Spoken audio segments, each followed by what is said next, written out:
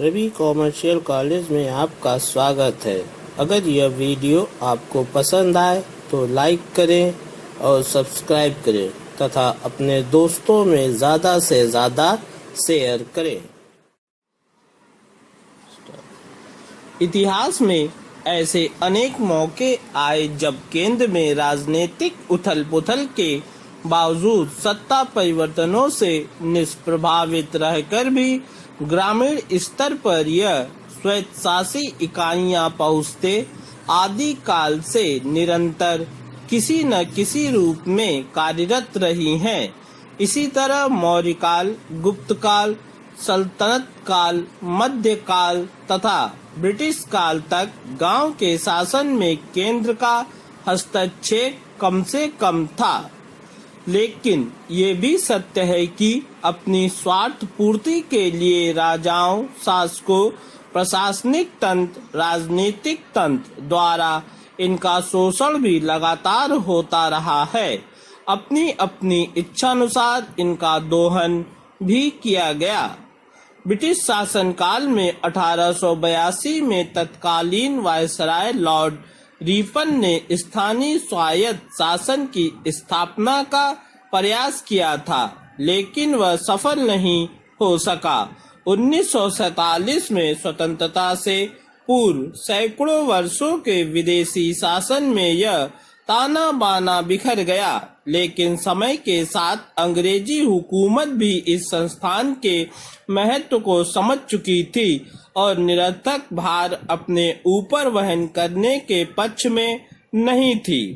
British शासकों ने स्थानीय स्वायत्त संस्थाओं की स्थिति पर जांच करने तथा उसके संबंध में सिफारिश करने के लिए 1882 तथा 1907 में शाही आयोग का गठन किया।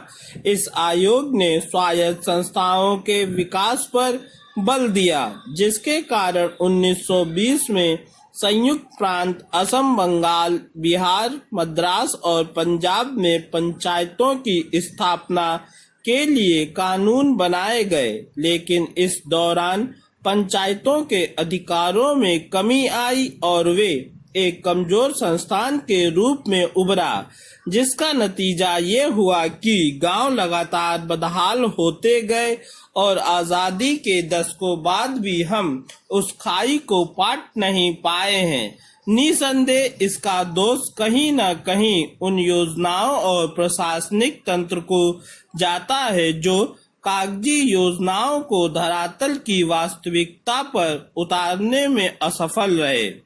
ग्राम स्वराज के सपने को पूरा करने के लिए पूरे देश में विकेंद्रीकरण के माध्यम से पंचायतों का गठन किया गया। भारतीय संविधान में पंचायतों को विशेष महत्व देते हुए संविधान के अनुच्छेद 40 के नीति निर्देशक सिद्धांतों में उल्लेख किया गया। सरकार ग्राम पंचायतों की स्थापना के लिए आवश्यक कदम उठाएगी एवं उन्हें ऐसी शक्तियां और अधिकारों से युक्त करेगी जो उन्हें स्वायत्त शासन की इकाई के रूप में सक्षम बनाने के लिए उपयुक्त हो। उपरोक्त पंक्तियों में गांधी जी के ग्रामीण शक्तिकरण के सपनों को धरातल पर उतारने की झलक साफ देखी जा सकती है। जनवरी 1957 में बलवंत राय मेहता समिति का गठन किया गया, जो ग्रामीण आबादी की समस्याओं के अध्ययन के लिए बनी थी। इस कमेटी ने उसी वर्ष नवंबर में अपनी रिपोर्ट सरकार को प्रस्तुत की। समिति की सिफारिशों को स्वीकृत करते हुए इन संस्थाओं का नाम पंचायती राज रखा गया। स्वतंत्रता के बाद पंचायती राज की स्थापना भारत में लोकतांत्रिक विकेंद्रीकरण की अवधारणा को साकार करने के लिए महत्वपूर्ण कदम था।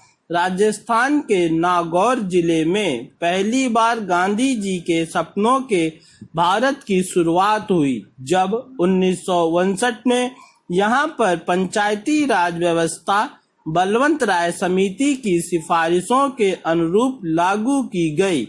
इस दौर का भारत वर्तमान भारत से बहुत अलग था। आजादी मिले एक दशक हो चुका था, लेकिन घोर गरीबी, अशिक्षा, भुखमरी, महामारी, अंधविश्वास, जात पात, छुआछूत जैसी असंख्य बीमारियां गांव के रग रग में बस चुकी थी। महिलाओं और बच्चियों के दुर्दशा का वर्णन करना भी कठिन है। पूर्ण विराम। यह वीडियो अगर पसंद आए तो लाइक करें और सब्सक्राइब करें।